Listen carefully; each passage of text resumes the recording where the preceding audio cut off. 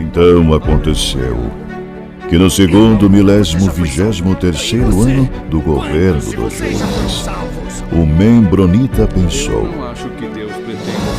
e estando a ponderar, sua mente se iluminou e pôde ver claramente.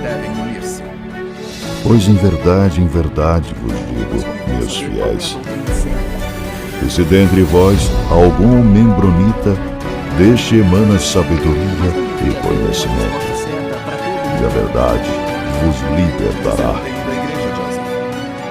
Sábio é o membronita que conhece os limites da própria ignorância. A sua alma está em jogo.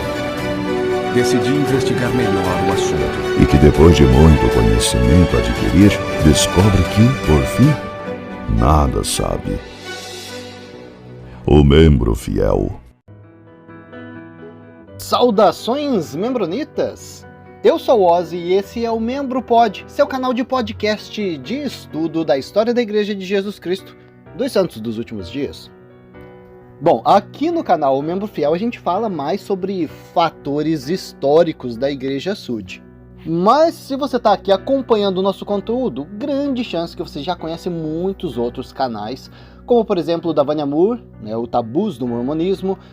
Outro canal é o Eu e o Mormonismo, da Silvinha, ou Mormon Uma Ova, do Paulo Gonçalves. Tem o canal também do Paulo Sena, do Isaac Barros, o canal Minha História no Mormonismo. Mas essa semana eu tava dando uma olhadinha na internet e eu vi uma publicação no canal Mormonismo Sem Censura, assim, do Marcelo e da Sandra. Na verdade foi uma outra pessoa que fez a publicação. Achei bem interessante e resolvi, vou dar uma pesquisadinha aqui no assunto. Até porque encaixa bem com o nosso próximo assunto. A gente vai falar sobre as personalidades da Igreja Sud. Vamos dar uma olhadinha nos detalhes da vida de algumas dessas pessoas que fizeram a diferença na Igreja Sud. Então vamos começar com esse carinha simpático, que é o J. Golden Kimball. Para quem tá curioso, eu sou muito curioso. J é de Jonathan.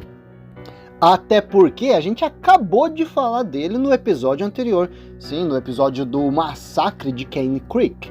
Quando os missionários sobreviventes fugiram para procurar ajuda, a primeira pessoa que eles encontraram foi o secretário da missão, J. Golden Kimball. O pequeno Jonathan nasceu em 1853. Se a gente for pensar na história Sud, a Brigham Young já tinha ido para Utah, eles já estavam alguns aninhos lá. Já tinham feito aquele massacre dos índios, mas ainda não teve aquela guerra de Utah, aquele massacre de Mountain Meadows. Vamos ver, no massacre de Mountain Meadows, o pequeno Johnny estava com 4 aninhos de idade. E ele veio a falecer em 1938. Cara, alguns dos meus avós nasceram em 1932, então não é tão antigamente não. Então vamos ver o que ele trabalhou na liderança da igreja. A gente já sabe que ele foi secretário daquela missão no Tennessee, mas ele trabalhou por bastante tempo no primeiro conselho, no primeiro quórum dos 70, que eles chamam, né? A gente sabe que tem vários quórums dos 70 e o primeiro quórum eu acho que os caras são um pouquinho mais importantes. Ele estava nesse primeiro quórum dos 70. O presidente do quórum dos 70 era o B.H. Roberts. Aí depois que o B.H. Roberts faleceu, o nosso Johnny aqui virou o presidente, então, presidente do quórum dos 70. E olha só o que a Wikipédia fala, ele é considerado um dos mais animados e amados líderes da Igreja Sud. O carinha era simpático, sim, eu já vi alguns discursos, sim, porque tem algumas gravações, a voz dele é engraçada. Mas tem algumas gravações e a gente já vai saber o porquê que ele era tão amado ou animado. E eles tinham um apelido pra ele, era o Uncle Golden, né? Tipo, é o tio Golden, o tio Dourado. Golden era o nome do meio dele. Muito bem, ele nasceu em Salt Lake City. Já falamos no episódio anterior quem era o papai do pequeno Johnny. Sim, Heber C. Kimball. A mãe dele era Christine Golden Kimball. Pra quem lembra quem foi Heber C. Kimball, lembra? Ele era o conselheiro na primeira presidência da igreja, foi bem amigo de Brigham Young. A gente já falou sobre o Heber C. Kimball também, naquele episódio sobre poligamia, quando Joseph Smith chegou e falou pro Heber, olha Heber, o Senhor ordenou que eu me case com a sua esposa e com a sua filha. Herbert C. Kimball ficou sofrendo, falou, cara, casa com a minha filha, mas, cara, minha esposa, não, por favor. Então Joseph deixou, falou, não, beleza, eu caso só com a sua filha. Com a filha do quê? 14 anos de idade. A Ellen Mark Kimball. A esposa do Herbert C. Kimball na época, quando o Joseph estava ali de olho na mulher dele, era a Violet. Mas, para quem lembra, a gente falou em um episódio, acredito, sobre a poligamia de Brigham Young, então, que a Violet morreu.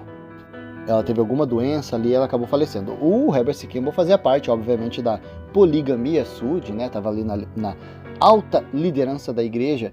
Então, uma das esposas dele foi a Christine. Eu acho que foi a última, talvez. Mas, enfim, né? Era a mãe do nosso pequeno Johnny. A gente tinha comentado que o Brigham Young tinha 57 filhos, se eu não me engano. 56 esposas, 57 filhos, alguma coisa assim. Cara, nosso querido Herbert C. Kimball tinha 65 filhos. Pois é, nosso pequeno Johnny era um entre 65 irmãos. O pequeno Johnny tinha 15 anos quando o pai dele faleceu, então ele teve que ajudar também a apoiar financeiramente a família. O Johnny se juntou com o irmão dele, Elias, e montaram um rancho e cuidavam de cavalos e gado. Com 28 anos ele resolveu voltar à escola, terminar a formação dele, então ele se formou em escrituração contábil e aritmética comercial. Ele estava aí nos 28 anos de idade. Em 1883, então aí com 31 anos de idade, ele foi chamado para ser missionário na Missão Sul dos Estados Unidos. Lembra? No episódio anterior a gente falou que ele era secretário na Missão Tennessee. Tennessee é mais para o sul, nos Estados Unidos. Então foi o que? 1883. Aquele massacre que a gente falou no episódio anterior, quando foi? 1884, é um ano depois. Ele acabou pegando malária na missão, mas continuou ativo na missão dele até ele ser liberado em 1885. Nosso Johnny então voltou, ele foi morar no Bear Lake Valley, casou com a Jenny, Johnny casou com a Jenny e tiveram 6 filhotes, pois é, 3 meninos, 3 meninas. Ele montou um negócio com os irmãos chamado Kimball's Brothers. E então, em 1891, ele foi chamado como presidente da Missão Sudeste nos Estados Unidos. Olha só, o período de presidente da missão era a mesma coisa de hoje, né? 3 anos, 1891, 92, 93, ele atuou. Enquanto ele ainda era presidente da missão, ele também foi chamado como autoridade geral para o primeiro Quórum dos 70. Então, em 1892, ele já foi chamado para o Quórum dos 70. Ele tinha um humor, assim, bem interessante. Era um piadista. E, na verdade, é por isso que ele tá aqui, né? Por isso que a gente tá fazendo um episódio especial sobre ele, porque ele era fora da curva. Ele fazia muita graça, muita piada dos discursos dele. Além de piadista, ele tinha meio que uma boca suja, vamos dizer assim, muito, muito diferente do que a gente tá habituado quando a gente vê uma conferência geral. Bem, bem diferente. Por exemplo, ele recebeu esse cargo nos 70, né? Então, o que ele falou sobre isso? Ele falou assim, algumas pessoas dizem que eu recebi essa posição na igreja através de revelação. Outros dizem que eu recebi através de inspiração. Mas, na verdade, eu digo que eu recebi esse cargo através de relacionamento. Sim, se eu não fosse filho de Herbert C. Kimball, eu não teria recebido esse maldito cargo nessa igreja. Parece mentira, né? Mas não é. Quem quiser conferir, tá no Open Fire, J. Golden Kimball Takes on the Salt, Springfield, Utah. Então é um livro com a coletânea das falas do J. Golden Kimball, nosso pequeno Johnny. Ok, vamos considerar, pode ter sido uma piada? Pode. Mas eu acho que ele estava falando sério. Apesar de ele estar fazendo uma piada, eu acho que ele estava falando sério. Porque, cara, é realmente como acontece. O nepotismo, né, quando você nomeia parentes próximos para cargos por causa da sua influência. Acontece direto. Hoje a igreja tenta dar uma cuidada com isso, mas na época a gente vê que era bem forte isso. E parando para pegar um gancho nesse assunto que ele tocou sobre revelação, inspiração, eu imagino assim, se a igreja fosse realmente regida por Deus, inspiração divina, O Senhor conhece o coração de todas as pessoas, então um senhorzinho desconhecido na igreja, lá no interior de qualquer cidadezinha, de qualquer lugar, que seria a pessoa apropriada para assumir um cargo, sei lá, nos 70 ou nos 12 apóstolos, seria chamado, porque não precisaria ter toda uma ligação, todo um cargo, né, um histórico de cargos na igreja. Simplesmente o Senhor conhece o coração dele e ele seria chamado, porque a igreja é regida por inspiração e revelação. Mas, como não é somente as pessoas que já assumem cargos de liderança, só as pessoas que já têm os contatos ali, geralmente vão ser chamados. É o que eu acho. Bom, nosso Johnny serviu como autoridade geral por 46 anos. Como é de costume, as autoridades gerais, eles vão de estado em estado, de lugar em lugar, dando discursos e tal, né? Então, ele ia pra lá e pra cá, deu centenas de discursos, como diz aqui, repletos de humor. Ele era um cara alto, magro, tinha uma vozinha fina, interessante, e ele é conhecido por praguejar com bom humor no púlpito, espalhando maldição e inferno em seus discursos. A liderança da igreja se preocupava com esse comportamento dele, né? Era muito humor para um discurso e muita palavra que não deveria ser dita num discurso de conferência da igreja, né? Então a liderança ficava meio preocupada, cara, isso aqui não é muito comportamento que deveria ter, né, uma autoridade geral. Então ele passou por alguns conselhos com o presidente da igreja. O presidente da igreja na época era o Heber G. Grant, mas justamente por causa desse comportamento alegre dele, ele ganhou muito a carisma do pessoal, então meio que ele passava impune, o pessoal deixava pra lá. E até, né, o Johnny falou assim, inferno, eles não podem me excomungar, eu me arrependo muito rápido. O cara não para de fazer graça. A gente está acompanhando a Wikipédia, tá? Se alguém quiser dar uma olhadinha nas informações. É só em inglês, tá? Não tem em português. Esse estilo dele, meio extravagante, meio diferente, também vinha junto com, aqui diz, né, uma profunda inteligência e espiritualidade. Já que o nosso Johnny não tinha um comportamento muito elegante nos discursos, o presidente da igreja, Heber G. Grant, ele preparou o discurso pro Johnny. Pois é, ele falou assim, cara, vou escrever o teu discurso aqui, com palavras mais elegantes, tá? Pra você ler. Aí, o Kimball, né, o nosso Johnny, foi lá pro discurso. Quando ele estava ao vivo, ele começou a ler, começou a fingir, essa letra tá muito difícil de ler aqui, não sei o que lá, tal. E daí ele exclamou assim, inferno, Heber! Não consigo ler essa maldita coisa. A maioria dessas histórias é de origem duvidosa. Ai, cara, imagina isso num discurso de conferência geral, cara. Fala, né, palavrão, né? Porque em inglês o maldito é um pouquinho mais pesado, né? O damn thing. E o cara falar que as coisas que o presidente da igreja separou ali pra ele é de origem duvidosa, não sei porque não estou surpreso. Nosso Johnny era digno de um prêmio de não deixar a audiência dormir nos discursos. Pois é, cara, ia ser muito difícil alguém dormir enquanto ele tá dando um discurso. Quem nunca dormiu num discurso da conferência geral, que atire a primeira pedra? Todo mundo já dormiu, que eu sei. Pelo menos uma pescadinha já deu. Olha aqui, assim, eu não queria falar isso, mas eu até simpatizo com o nosso Johnny aqui. Porque a igreja sempre foi levada como uma coisa assim, é a igreja verdadeira, a única verdade na terra, e porque o resto não é nada, né? Sei lá, não é acessível, qualquer coisa assim. Agora, o jeito que ele levava as coisas, mesmo sendo uma autoridade geral, pra mim parece muito relax. Ele chegava, né, falava as coisas mesmo, não tinha problema. Então, né, como eles dizem aqui, ele misturava um pouco de inteligência com espiritualidade e com humor, tá? Pra mim tá ok.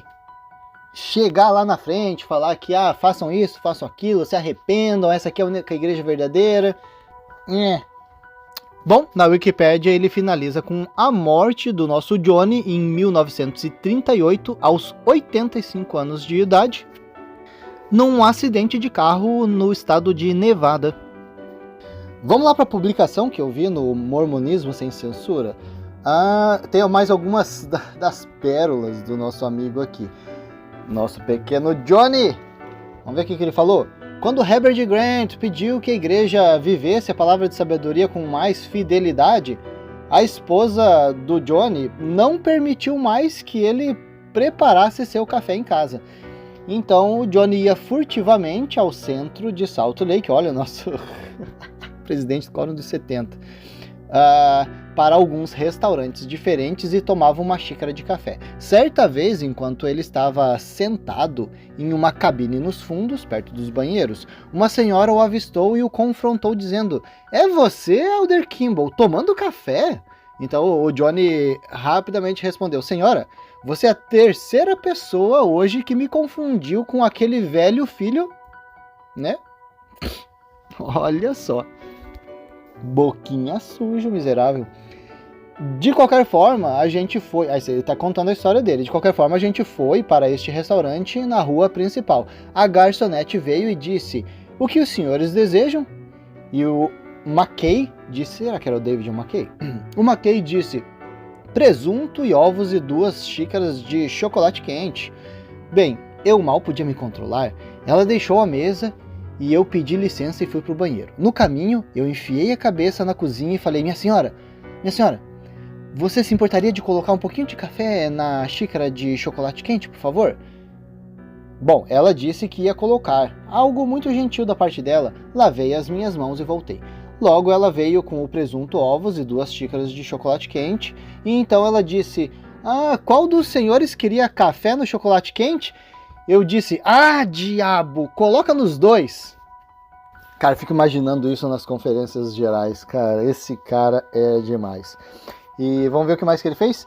Teve um orador na conferência geral, fez um apelo longo para todo mundo, né? Tipo, apelo longo e contundente aos pecadores, ao arrependimento. Então o Johnny foi o próximo orador.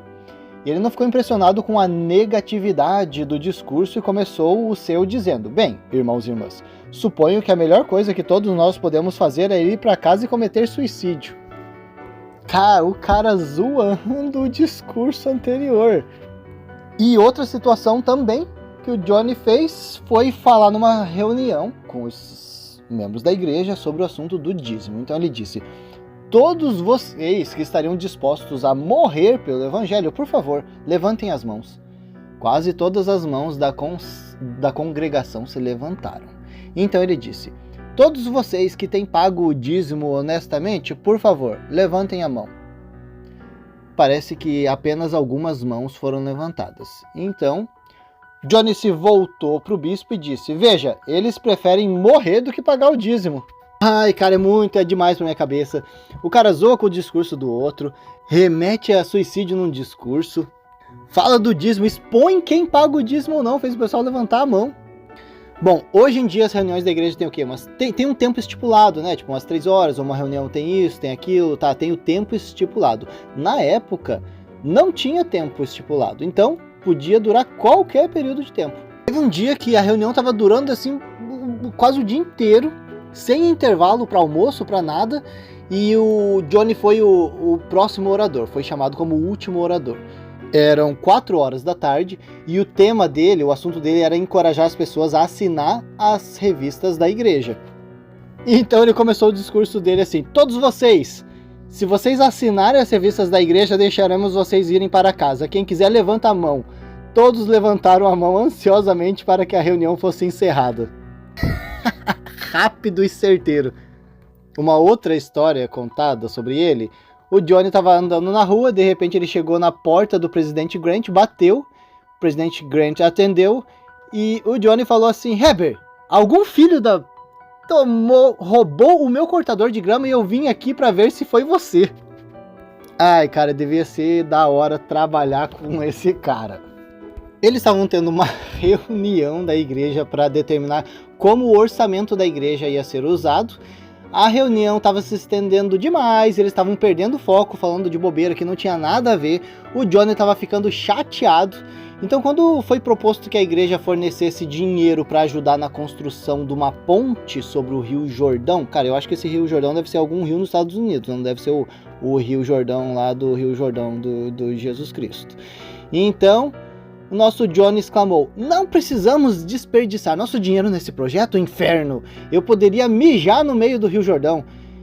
Cara, um elder que estava na reunião, o elder Stephen L. Richards respondeu: Elder Kimball, você está fora de controle. Então o Johnny falou: não, eu tô bem controlado. Se eu tivesse descontrolado, eu podia mijar por toda a extensão do rio.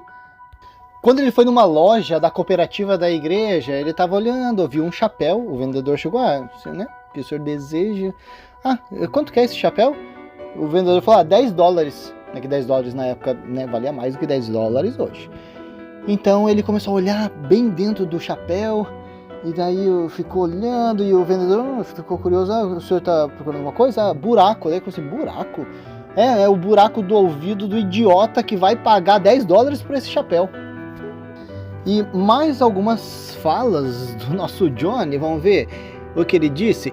Eu não sei sobre esse negócio aí de casamento eterno, mas me parece que se você não puder conviver com os filhos na terra, o Senhor não o forçará a permanecer com eles no céu. Outra fala dele: um sermão deve ser como um vestido de mulher, longo o suficiente para cobrir o essencial, mas curto o suficiente para manter a sua atenção. Acredito que se eu tivesse uma casa no inferno e uma casa em St. George, eu alugaria a casa de St. George e viveria no inferno. Realmente eu faria isso. E outra vez, quando ele foi indagado sobre, né, o amor dele pelo café, ele falou: bom, eu quase resolvi esse problema. Hoje tenho 80 anos, mas em alguns anos eu acho que eu terei tudo sob controle. Presidente do Quórum dos 70 aí, viciadinho num cafezinho, hein? O Johnny foi fazer um discurso e daí ele falou no discurso da conferência: irmãos, quantos de vocês já leram o 17º, o capítulo 17 de Marcos, do Novo Testamento? Né, muitas pessoas levantaram a mão, né, então ele falou: bem, é com vocês que eu quero falar hoje. Existem só 16 capítulos em Marcos e meu discurso sobre mentira hoje e hipócritas. Uma pessoa perguntou pro Johnny: você acredita que Jonas realmente foi engolido por uma baleia? O Johnny falou: olha, eu não sei, mas quando eu chegar no céu eu vou perguntar pra ele. E a pessoa perguntou: então, vamos supor que ele não foi pro céu. Aí o Johnny falou: então você pode perguntar pra ele. Esse cara era rápido no gatilho. Johnny estava na conferência geral e daí ele falou no discurso: bom, o próprio Senhor deve gostar de uma piada. Caso contrário, ele não teria feito alguns de vocês aqui. Quando o Reed Smoot foi chamado como apóstolo da igreja, o nosso Johnny... Lembra, o Reed Smoot é aquele que a gente já fez um episódio sobre ele aí, sobre a audiência dele. Ele trabalhava para o governo, senador, e também foi chamado como apóstolo da igreja. Então, quando ele foi chamado como apóstolo, o Johnny foi lá no escritório dele e falou: irmão Smoot, eu só queria que você soubesse que eu realmente acredito que o seu chamado foi inspirado por Deus. Deve ter sido uma revelação genuína do Senhor, porque com certeza ninguém mais teria pensado em você. E é isso aí, pessoal, nosso J. Golden Kimball. A gente vai ficando por aqui, até a próxima, mas vamos dar uma ouvidinha aqui num trecho do discurso dele. We had some oxen, and those oxen were a little lazy, they wouldn't pull. I had a team of oxen that just stood there and looked at me. Well, it was just after the manifesto on swearing, but I got mad, and I cussed those oxen up one side and down the other, and boy, did they get in and begin to pull. But then they were church oxen and they understood the language.